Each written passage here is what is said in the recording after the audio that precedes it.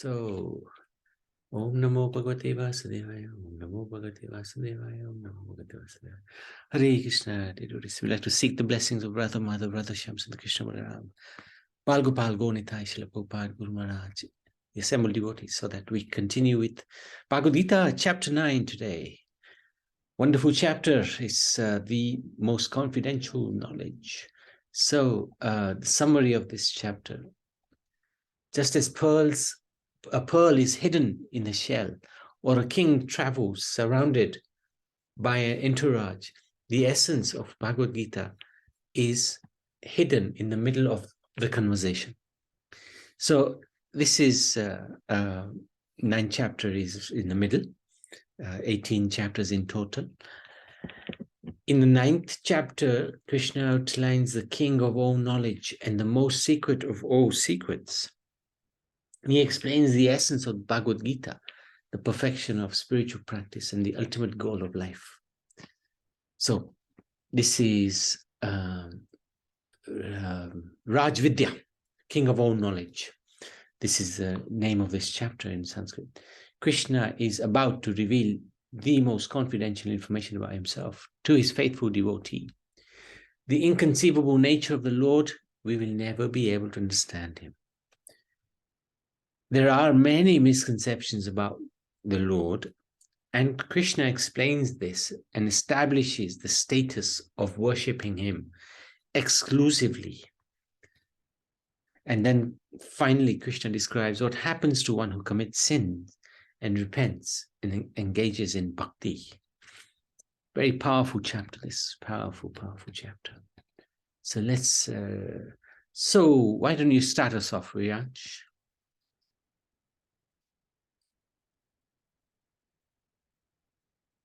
Oh, he's gone. Okay. Karuna. Oh, no, let's, Prabhupada can do this one. And maybe Karuna can do this next one.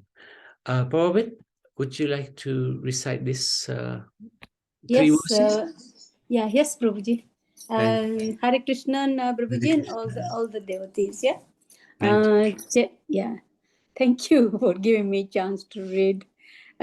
Chapter 9, the most confidential knowledge.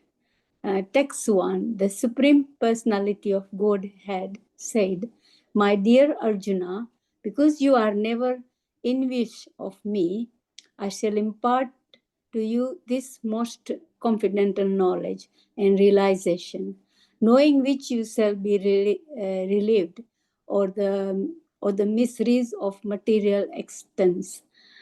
Text 2, the knowledge is the king of education, the most secret of all secrets. It is the purest knowledge, and because it gives the direct perceptions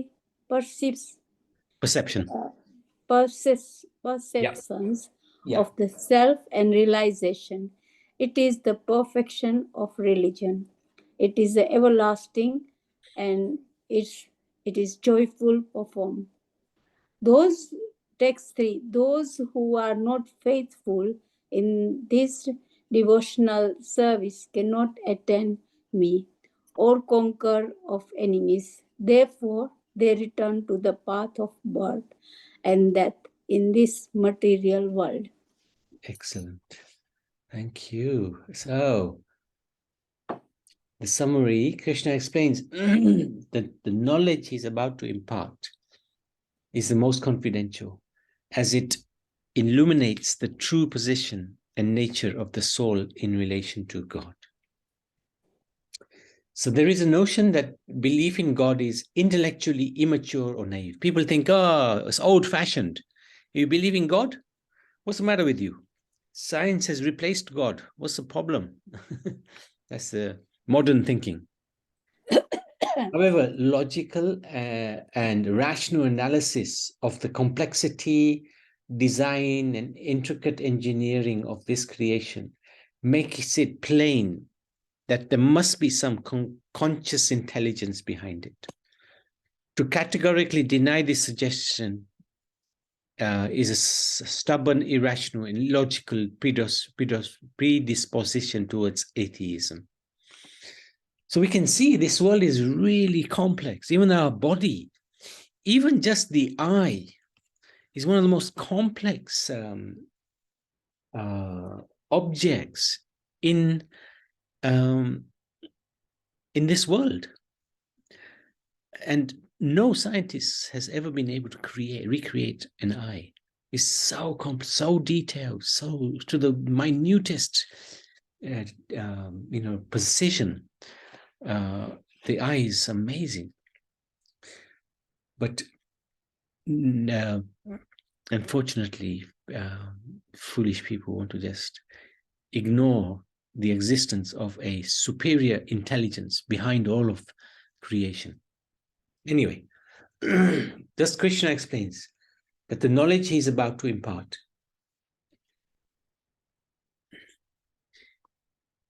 is state-specific. That means one must be non-envious and faithful to understand it. Faith is not opposed to knowledge, but is actually a prerequisite for receiving it. So faith is important. So lesson, establish deep faith within our heart that Krishna is the Supreme Personality of Godhead and our protector, guide, and beloved. Faith is defined in Chaitanya Charitamrita Madhya Leela 22.62. Shraddha is confident, firm faith that by rendering transcendental loving service to Krishna, one automatically performs all subsidiary activities. Such faith is favorable to the discharge of devotional service. So we have to have Shraddha. Faith is very, very important to have. Without faith, we can't even cross the road without getting run over. We have to have the faith that in the morning I will wake up, so I will go to sleep. Otherwise, if we thought that we will not wake up in the morning, we wouldn't go to sleep. But we have the faith that we will sleep and will wake up the next day. So faith is important in our everyday dealings, let alone when we're dealing with the transcendental. So faith about Krishna is very important to have deep faith within our heart. Now, this is Frederick Hoyle, very interesting person. He's a scientist, goes back many, many, many decades. And he's a scientist who coined the phrase Big Bang Theory. Because when he first heard it, he thought it was a big joke. There was an explosion and wonderful order and life has come about it. So he called it the Big Bang Theory. And of course, that name stuck, the Big Bang Theory. And he also, being a scientist, he couldn't exactly sort of demean his profession. But he had a few things to say. We must now admit to ourselves that the probability of life arising by chance, by evolution, is the same probability of throwing 6 in dice 5 million consecutive times. And then he's got this wonderful statement.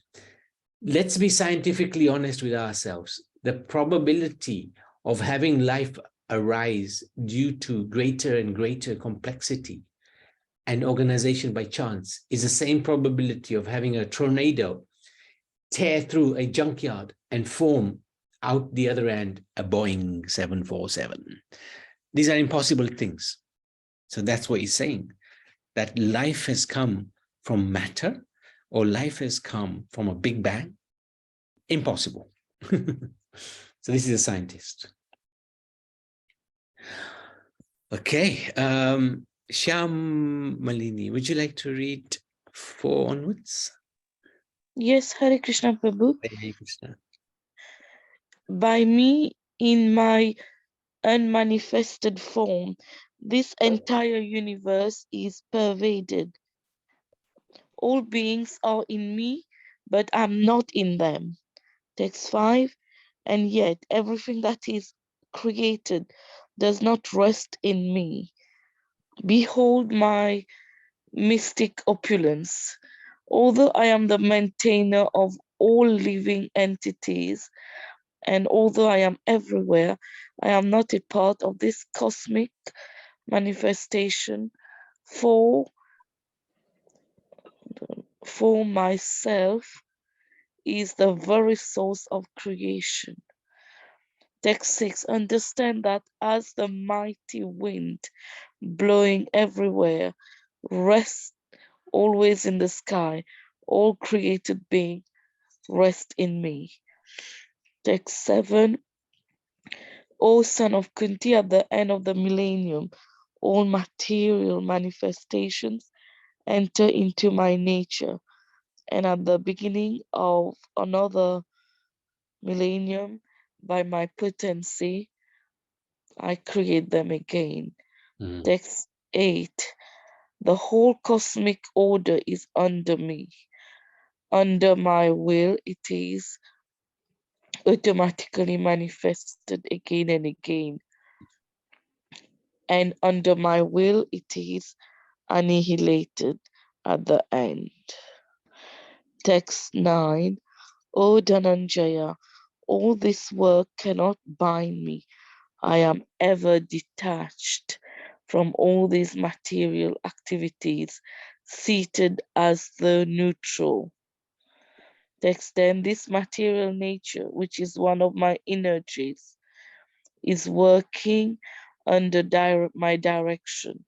O son of Kunti, producing all moving and non-moving beings. Under its rules, this manifestation is created and annihilated again and again. Thank you. Thank you, Shyamali. Krishna's describing his position, how he's within everything, but yet not affected by anything. Krishna begins to impart knowledge of his inconceivable relationship with the universe and all living entities. While this knowledge gives an indication of the character, greatness, and capacity of the Lord, it also exposes our inability to comprehend such matters through mundane logic and reason. Very, very hard to understand or comprehend it. An idea is conceived within the mind. A child is conceived within the womb. In other words, a concept is contained within something. However, since the qualities and characteristics of the Lord are unlimited, they cannot be contained within any boundaries. And thus God's activities and relationships are deemed inconceivable. So he's part of this world, but at the same time, he's not affected by this world in any way. He's part of this world in the sense that he's governing everything that is taking place in this world, but he's not affected by it.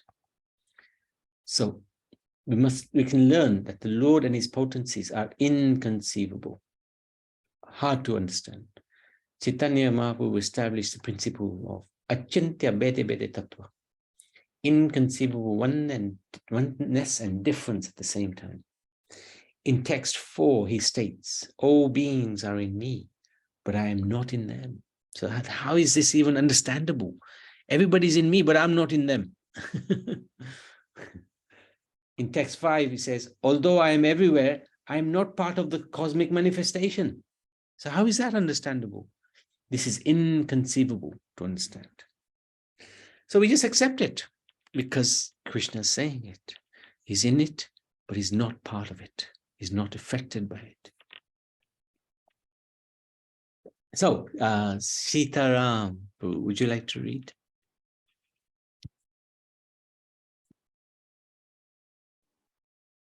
Hare Krishna to everyone. Hare Krishna.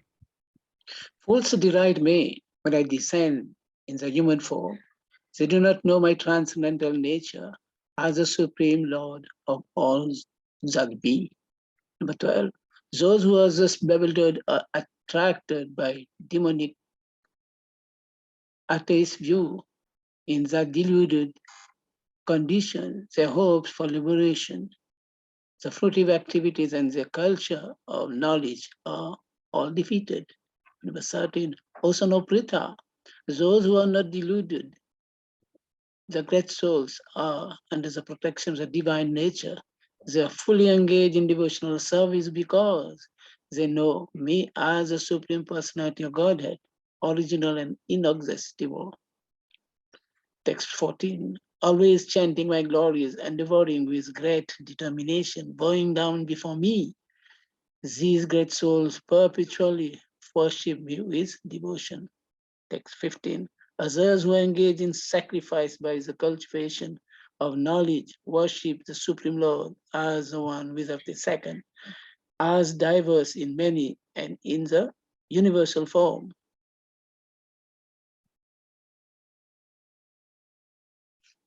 16. But it is I who am the ritual, I the sacrifice, the offering of the ancestors, the healing herb, the transcendental chant. I am butter and the fire and the offering. Text 17. I am the father of this universe, the mother, the support, and the grandsire. I am the object of knowledge, the purifier, and the syllable Om. I'm also Rig, the Sama, and the Yajurveda. Text 18. I am the goal, the sustainer, the master, the witness of the abode, the refuge, and the most dear friend. I'm the creation and the annihilation, the basis of everything, the resting place, and the eternal seed. Text 19. O John, I give heat and I whistle this and send forth the rain. I am immortality, and I am also theirs personified. Both spirit and matter are in me. Text 20. Those who study the Veda and drink the som juice, seeking heavenly planets, worship me indirectly. Purified of sinful reactions, they take birth on the pious heavenly planets of Indra, where they enjoy godly delights.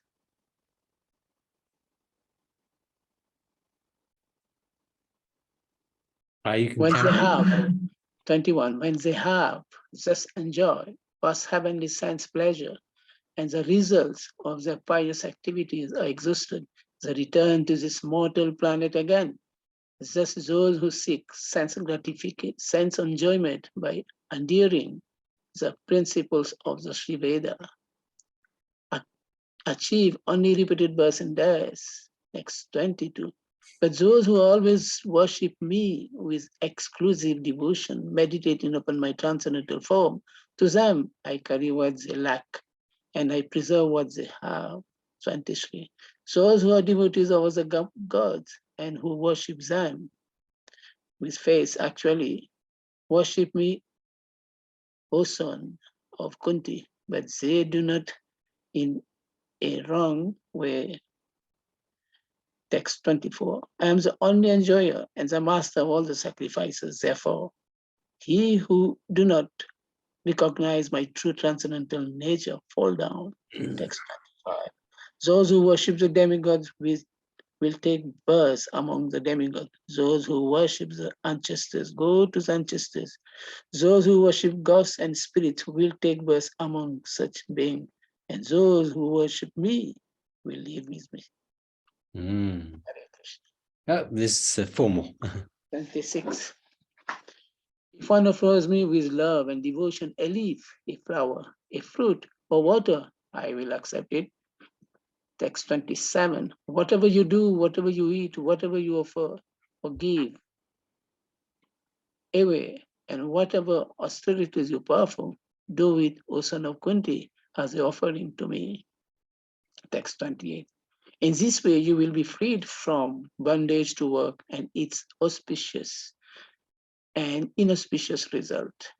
With your mind fixed on me in this principle of renunciation, you will be liberated and come to me. 29. I envy no one, nor am I partial to anyone. I am equal to all, but whoever renders service unto me in devotion is a friend, is in me, and I am also a friend of him. Hare Krishna. This is just incredible. It's very good, Prabhu, to read. Very, very, very amazing. Yes, you're right. I mean, Krishna gives so much nectar in this part of the chapter. Thank you for reading that so nicely. Okay. So fools deride him when he descends in the human form, right? That's one of the things. This sentence, Prabhuji and Mataji, it is stuck in our mind every time we think of Krishna, we think of these things. It's very, very good to remember and to read all these things. Okay, Hare Krishna. Thank you. Yes, it is. 9:14, always chant my glories. So when we're doing Maha Mantra, we're chanting his glories, bowing down to him, endeavoring with determination. We're worshipping him, we're trying to worship him with devotion. And then he gives a hint of where he is in this world, where we can find him. Of course, he does say, I mean, I am there, but I'm not there at the same time, of course. But this one stands out. Those who always worship me with exclusive devotion, meditating on my transcendental form, to them I carry what they lack, I preserve what they have. This is such an amazing verse. I carry what they lack, and what they have, I preserve it. And then he says, those who are devotees of other gods worship them with faith, but they're actually worshipping only me, but they're doing it in the wrong way. One thing I would like to add, Prabhuji, in this world, there is not somebody who loves us. Everywhere it is hypocrisy. Everywhere. Even your own daughter, your son, your wife, all these things are mundane things, Prabhu. The only person is yours is Lord Krishna. Haribol. Guru Govinda. Guru Govinda. That's right. That's right. Yes. Absolutely agree with that. And then he talks about the worshippers of the Devatas and the Prithus, where they go. They go to the place of the demigods or to the ancestors. And then so much nectar. He talks about so simple. Worship him with love and devotion. All he wants is a leaf, flower, fruit, or water. He'll accept it. And whatever we do, whatever you eat, whatever you offer, give it to him. Do it as an offering to him. And then finally he says, I envy no one. I'm partial to everyone, even the terrorists on the street. I don't envy him. I'm impartial to him as well. I treat everybody equally. But that person who's my devotee is a friend of mine. Amazing. Such amazing nectar in these verses. Even after Krishna explains the opulences and qualities of his personal form, there are many who misunderstand him. Krishna comes in a human-like form, so some deem him to be an ordinary human. This is his humility. When he comes, he doesn't wear a t-shirt. I am God, respect me. He comes in the human form. He hides himself. He's humble. And he likes those who are humble as well. Others believe a personal form of God to be an elementary, infantile concept. You believe in the personal form of God? You're just beginner in spiritual life. Others believe that God manifests innumerable forms represented by various demigods, each of whom are worthy of worship. Everyone is God. I worship a devata and I go to the same place as those who worship Krishna. Rubbish. Others cannot perceive of anything beyond this universe, therefore consider the cosmos to be the supreme object of worship, while some claim that all paths lead to the same destination. Krishna highlights that he awards different results to a person's worship based on their motivation and understanding. That's why he says, those who worship the demigods, they go to the demigods. However, Krishna established the worship of his personal form as the highest. So, lesson number 38, we can worship the personal form of Krishna exclusively without a second. It's 922. And according to our capacity, 926, one can see him face to face and have a personal, loving relationship with him. Very simple. We don't have anyone else in our back pocket, just in case Krishna isn't God. No, we're investing everything into Krishna. Everything. Nothing left to invest. Everything is his. All of our worship, all of our thoughts, all of our devotion is just for him. Simple. He can do what he wants. So, Karuna, would you like to read these final verses? Hare Krishna. Hare Krishna. Text 30. Even if one commits the most abominable action, if he is engaged in devotional service, he is to be considered saintly because he is properly situated in his determination. He quickly becomes righteous and attains lasting peace. O son of Kunti, declare it boldly that my devotee never perishes. O son of Pritha, those who take shelter in me, though they be of lower birth, women, Vaishyas, merchants, and Shudras, workers, can attain the supreme destination. Text 33. How much more this is so of the righteous Brahmanas, the devotees and the saintly kings. Therefore, having come to this temporary miserable world, engage in loving service unto me. Text 34. Engage your mind always in thinking of me. Become my devotee, offer obeisance to me, and worship me. Being completely absorbed in me, surely you will come to me. Yaguya Yoga Kija. Thank you. Again, amazing verses. Sometimes we make mistakes because of our past conditioning. Krishna says, if you still remain in bhakti, you will be still considered saintly. Why? Because you are properly situated and you will become righteous and attain everlasting peace. O son of Kunti, declare it boldly, my devotee never perishes. So Krishna doesn't say it directly. He tells Arjuna, you say it to everybody. Because people don't trust me. I break my word. I don't always keep my promises, but I always keep the promises of my devotee. So you tell everybody, my devotee never perishes. This is so reassuring, so wonderful, so wonderful. And then the last verse, he says, he repeats this verse twice, actually, once in the 18th chapter here as well. Engage your mind always in thinking of me, become my devotee, offer obeisances to me, worship me, become completely absorbed in me. Surely you will come to me. Such amazing words. We have to be a little careful with the number 30 because sometimes that's badly misused. At the moment, for example, there's some crazy things going on with one of the headmaster or ex-headmasters of Mayapur Gurukul. He actually has been caught out that, I mean, he's been caught out a long time ago that he was beating children. And also recently he's been caught out having sexual relationships with a minor.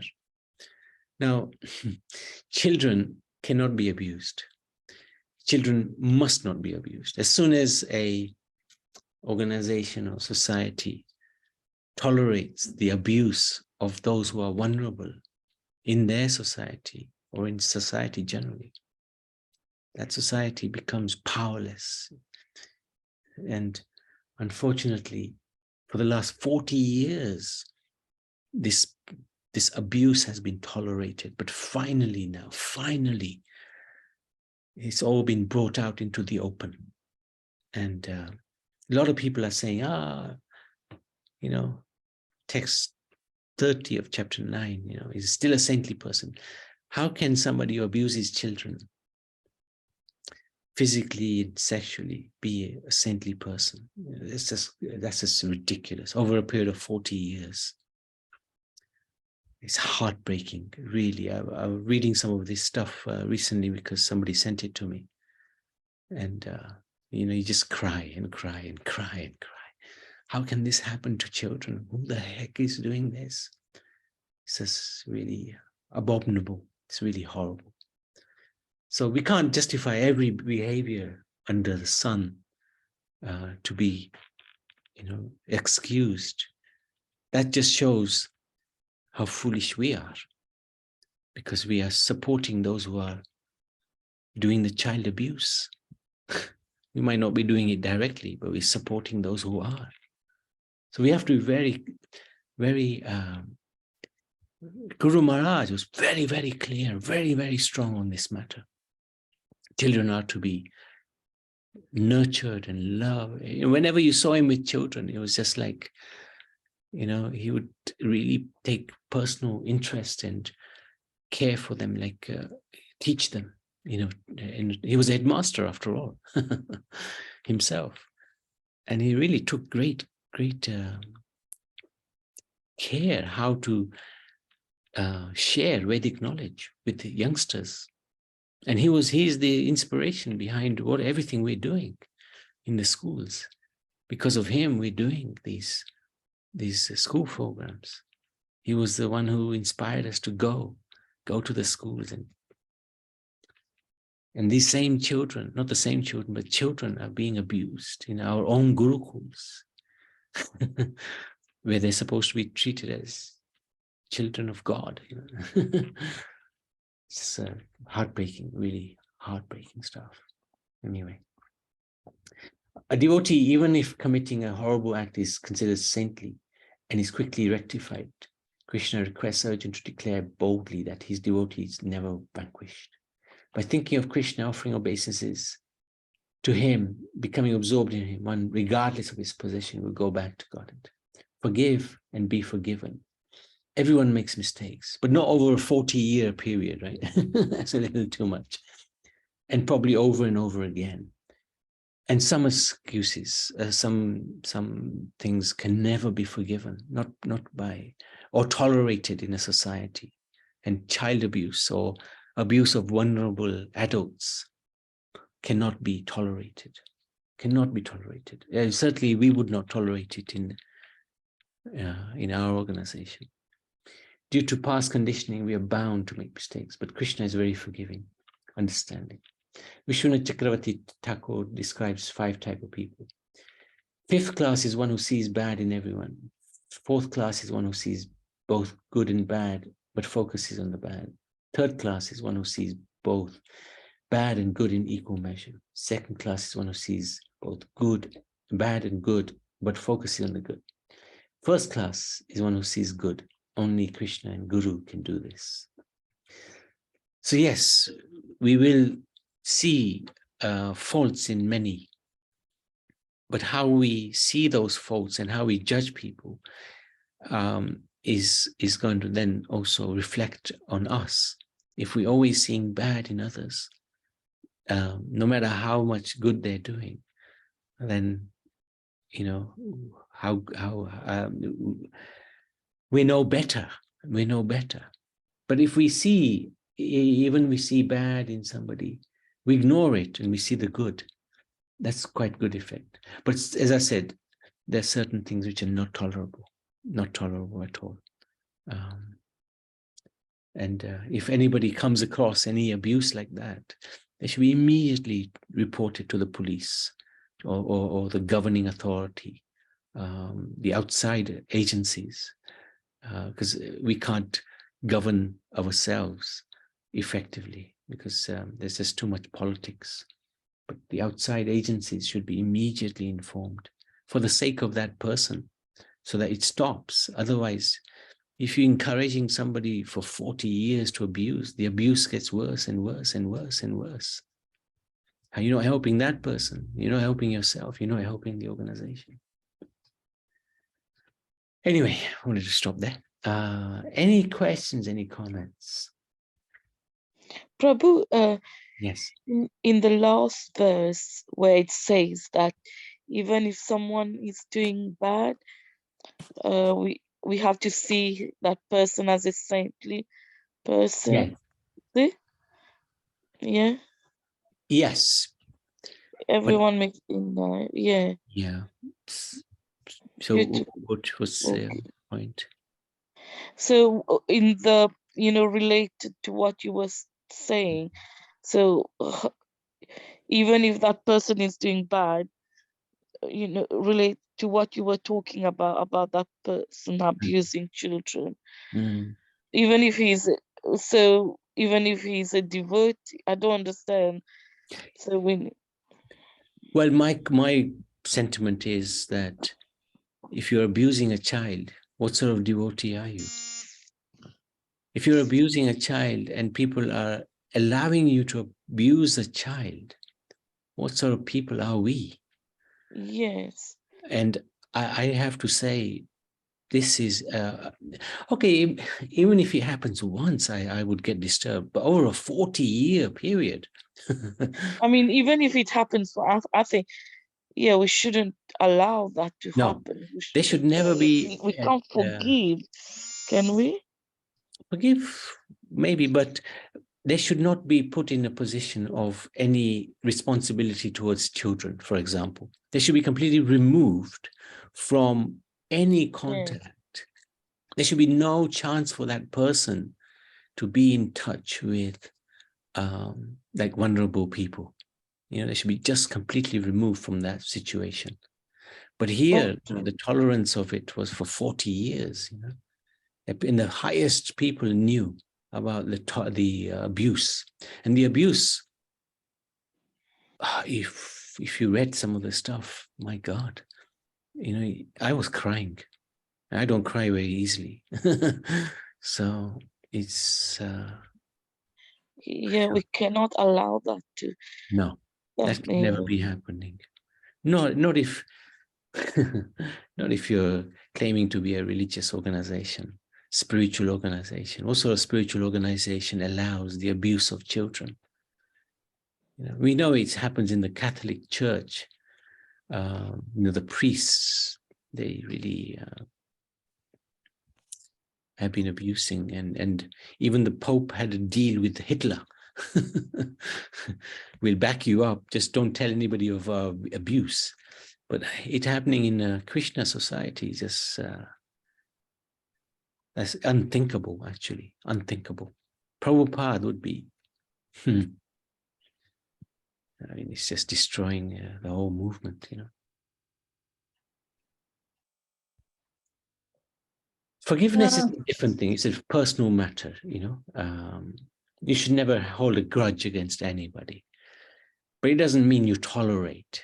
You know, you open. You are not going to allow abuse of anybody.